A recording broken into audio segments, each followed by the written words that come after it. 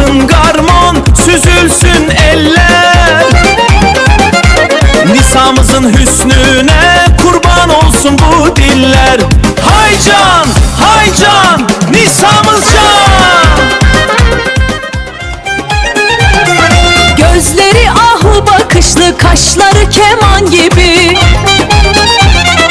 Yürüyüşü süzülür sanki bir ceylan gibi. Hem asalet onda var hem de o şirin diller. Açtı bahar bahçesi, kıskandı gonca güller. Yüzünde güneş parlar, kalbi pamuktan ipek. Nice mutlu yıllara sağlıkla huzur ile adını zikredirik biz her dem gurur ile. Azeri havasıyla vurduk bugün sazlara. Nisamız layıktır en büyük avazlara.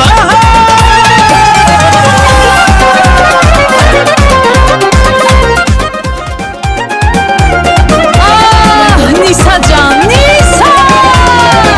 Ulduzlar sənə bəxt yazsın. Qoy ürəyin sevgilə coşsun. Yaşa var ol Nisa, doğum günün qutlu olsun. Toyun mübarek olsun demirəm, yaşın şen olsun.